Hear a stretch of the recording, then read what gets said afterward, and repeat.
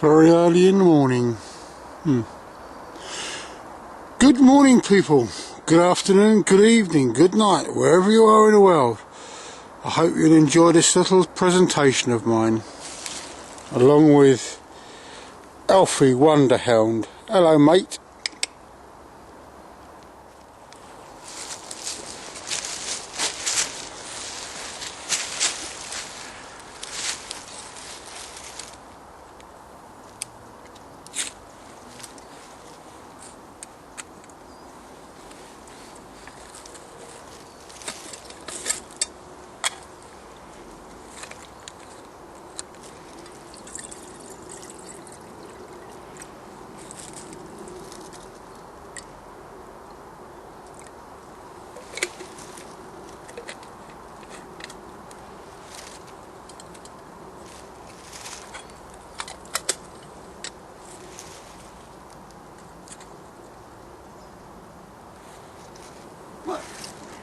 Brawn, guys.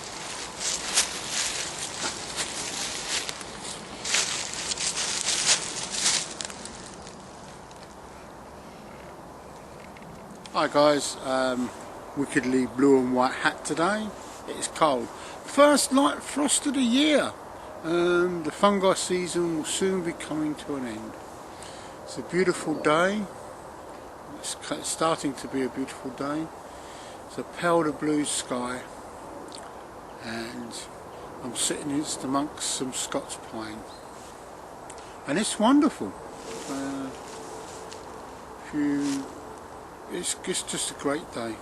I was reading the other day a book called Fire Season. Wonderful story in it about fire.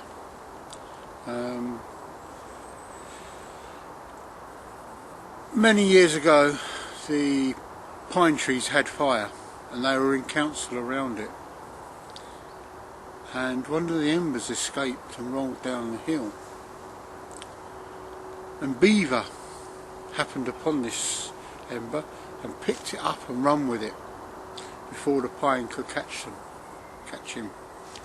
And through the woods he ran, and as he ran, sparks flew off the ember, hitting the trees, mostly the willows and birches.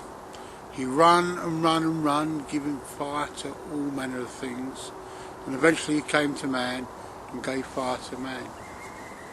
He explained to man what had happened and how the trees had locked fire within themselves.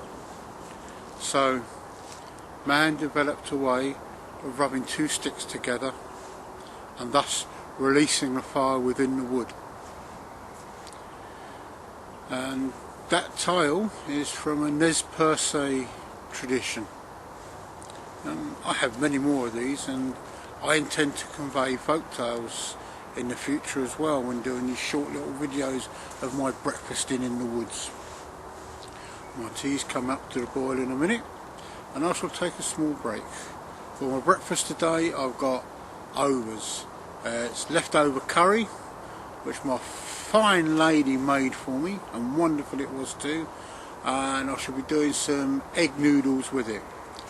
And a little bit more later on about the competition, which will come to an end next Sunday or next Monday. I shall be doing a recap on that later, and I shall be talking about some tools that we use within the bushcraft tradition, and a little shout out to one or two of my followers. Some thank yous and what have you.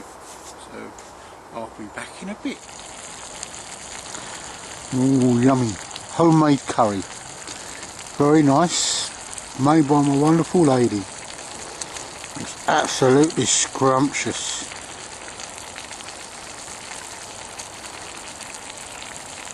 It'll warm the cockles of my heart as well, because as I mentioned earlier, it had a frost and it's quite a chilly morning this morning. So I'm going to shut down for a minute, stir it up and eat it. Well, all breakfasted out now. Terrific curry that was, and I had a naan bread with it. to mop up the juices, and some noodles to add the starch element to it. Very, very tasty it was too.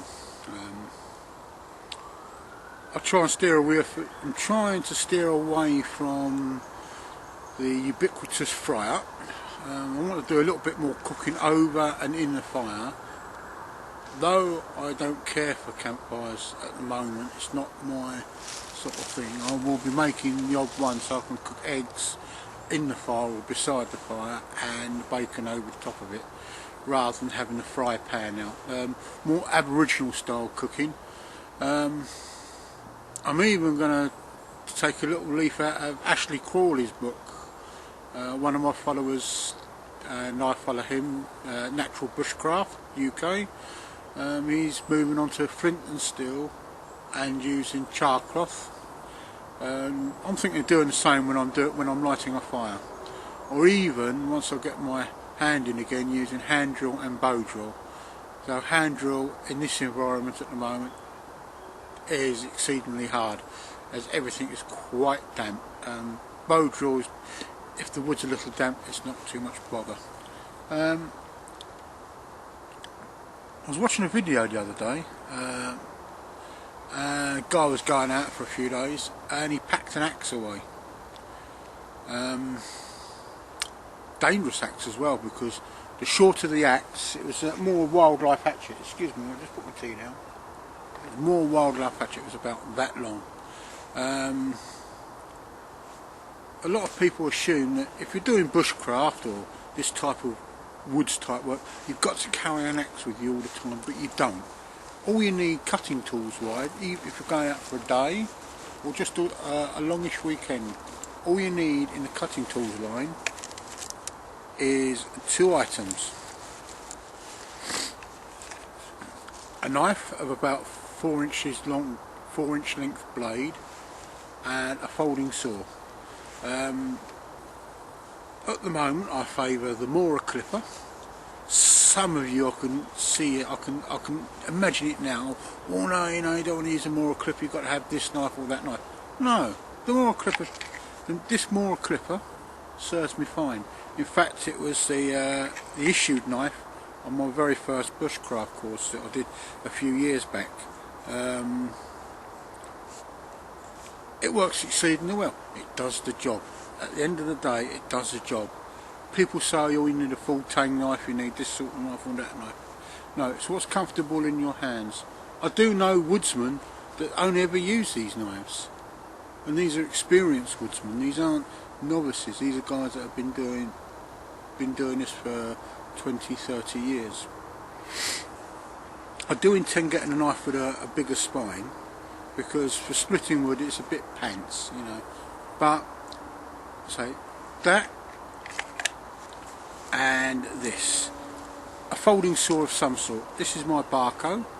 I do have, or in fact I've inherited a whole bag full of various folding saws.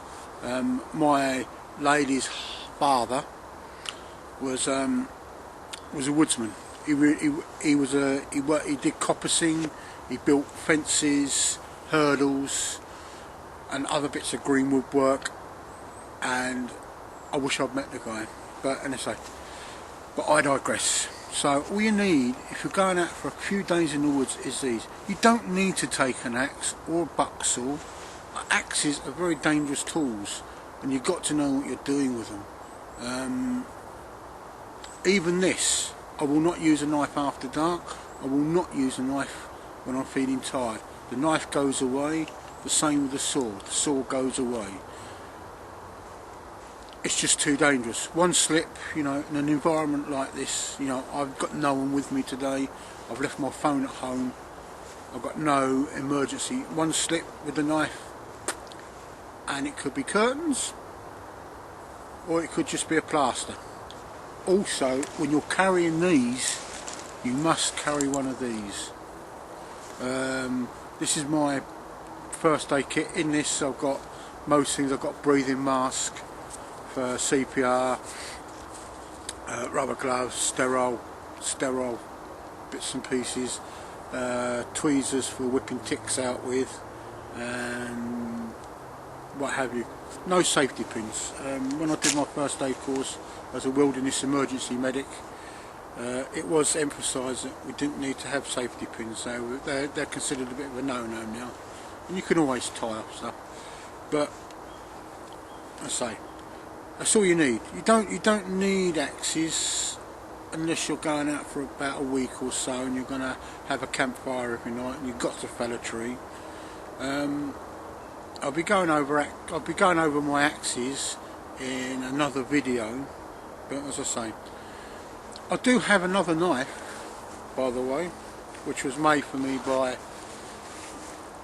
Adam, also known as Crazy Saint, and that's my little neck knife. You saw this in another video, and I'll tell you, it's a superb knife, Adam. I really can't fault this at all. It is really great. It does all the little jobs that, you know, saves me having to choke the blade on my clipper. And as I say, there is another Mora knife which you can't get anymore, or I assume, well, you can, but for a certain chap's website, and it's called the Mora 510. Very good. It's slightly wider spine, and it's slightly better for splitting wood. But as an illustration on the use of tools, or a lot of people, as I said, they buy their axes, you know, oh, I'm doing bushcraft, I must get myself an axe. They often get the wrong size of axe, and they often don't know how to use it. They don't know where the working quarter is or anything like that. But 200 years ago there was a dog rib woman, and I can't remember the circumstances how she ended up alone in the Canadian wilderness, and she had a small piece of metal about that long as a metal blade, and I think she lived for about 6 months to a year in the backwoods on her own in Canada. And obviously, being a dog rib woman, she would have lived in Canada. But the fact is, she, with that metal blade about that long, she made snares, she procured food, she made the Indian fiddle known as a bow drill, made fire, she clothed herself, she made shelter, and when she finally found another settlement, she was considered a very desirable woman because she survived all this time out in the backwoods with just one implement. So it goes to show that you don't need all these fancy tools. We often take too much, you know. You've got to think to yourself, well, do I need that backup? You know, am I going to go and be stuck out in the wilderness for yonks? Here in the UK, we're not that far away for the most part from civilization, you know. You sneeze and you're on the middle of a road somewhere, you know. But if you go, I mean, obviously if you go to places like Canada, parts of America, parts of Germany, Scandinavia, Russia, you can be in the middle of nowhere and you can be a long way away from any help at all. But that's by the by. Anyway, that's my view on those two tools. You only need to take those two tools with you, and of course something to sharpen them with. Normally I use a Falniven DC4 or Grampus axe stone. Both work very, very well. Indoors I have Japanese water stones which work exceedingly well, and I love them, and I wish I discovered them a lot earlier. I used to use oil stones, but do the job just as well and they're just as efficient, but after a period of time the oil stone becomes smooth, so it's not as good. Anyway, yeah, I think it's a bit of a shout out time because I've had many replies to some of my videos and I enjoy them. You know, and it's almost impossible to reply personally.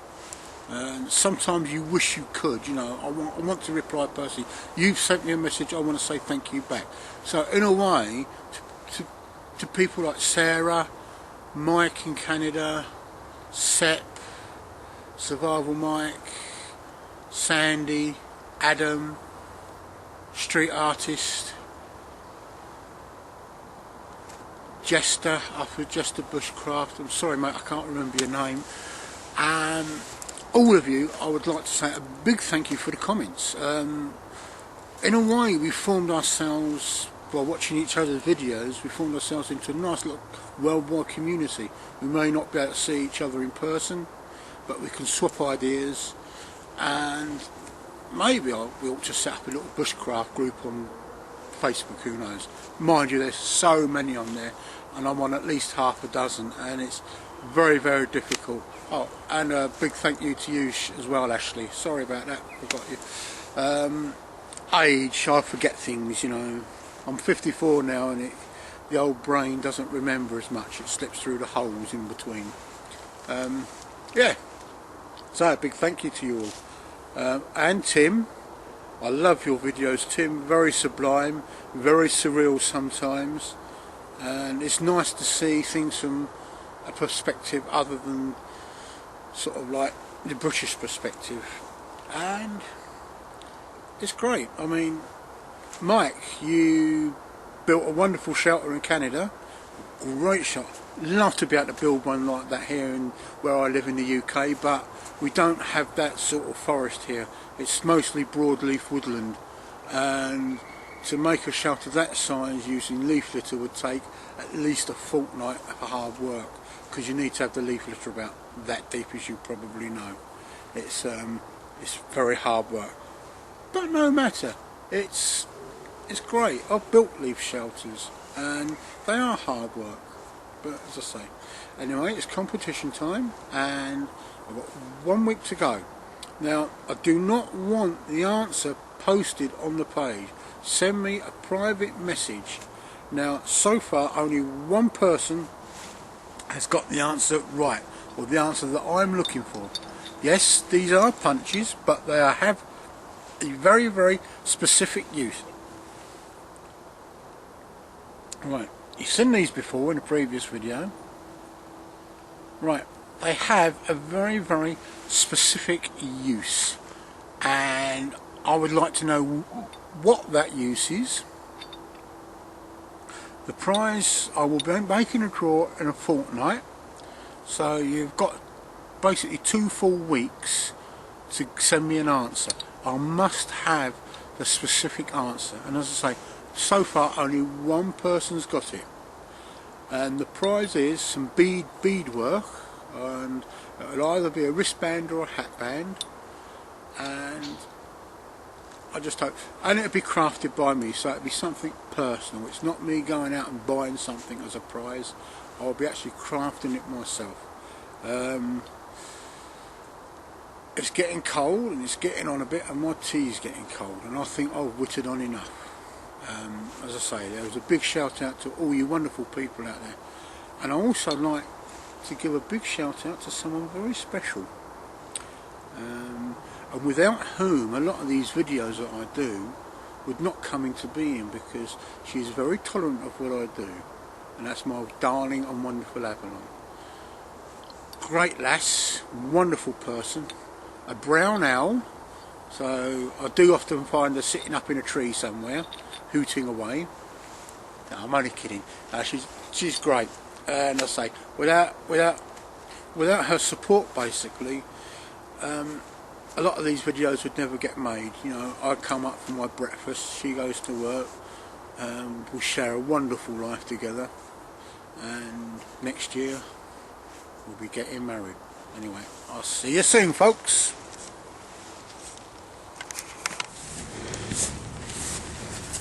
There you go, frost on my boots, folks.